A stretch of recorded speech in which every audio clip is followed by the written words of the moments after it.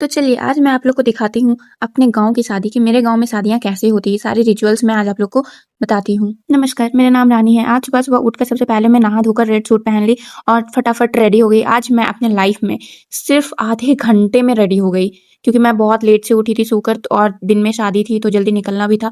इस वज़ह से मैं फटाफट रेडी होकर निकल गई। हम लोग की शादी में सबसे पहला रिचुअल्स होता है कि लड़का या लड़की जिसका भी शादी हो रहा है उसकी बहनें माथे में मटका लेकर नदी, तालाब या कुआँ तक जाती है। या बेटे जाना मदारिब के हम या बेटे जाना। जाते जाते रास्ते में जितनी भी हमारे गांव की लेडीज होती है वो अपना लोक गीत गा गा के खुद से गाती है और डांस करते करते नदी तालाब तक जाती है। वहां पे पहुंचने के बाद जो ठकुराइन होती है वो जिसका भी शादी हो रहा है उसको सारा रिचुअल्स बताती है और वहां पे पन कटाई का रस्म होता है, पानी काटने वाला रस्म। पन कटाई के बाद मटकोड़ का रस्म होता है। इसमें हम लोग का मिट्टी नहीं कोड़ा जाता है, इसमें जो पहले से मिट्टी कोड़ के रखा हुआ रहता है उसका लड्डू, तो उसको कुदाल से लड़का अपने पीछे और फेंकता है और वहाँ पे उसकी माँ, आंटी या बड़ी दीदी लोग रहती है उसे कैच करने के लिए।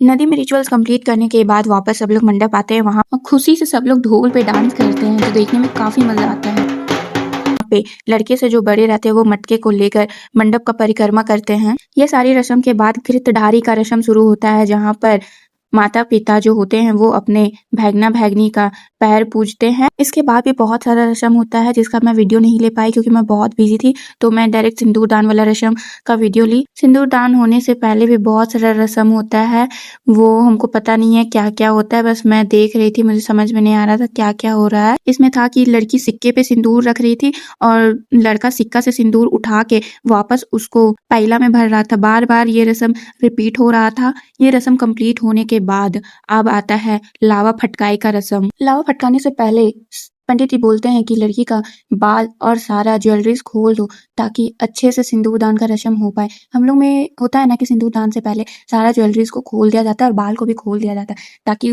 मुंडी में घी अच्छे से लगे और सिंदूर पूरा भर के लगाया जा सके। इसके बाद स्टार्ट होता है लावा फटकाई का रस्म, जिसमें भाई लावा को सूप में डालते जाता है और बहन उसका पति उसको फटकता है और माँ अपना आंचल फैलाकर उसको लोकती है। ये रस्म बहुत ही महत्वपूर्ण होता है क्योंकि बोला जाता है कि कन्यादान माँ पापा कर देते हैं, लेकिन भाई अपनी बहन का कन्यादान नहीं करता। वो इस रस्म के साथ अपनी बहन को वचन देता है आजीवन सुरक्षा करने का। सारे रिचुअल्स कंप्लीट होने के बाद आता है सिंदूर दान का रस्म। हम लोग के यहाँ सिंदूर दान ढक के किया जाता है कपड़े से, ताकि कोई कुंवारा लड़का या लड़की सिंदूर दान का रस्म देख नहीं पाए।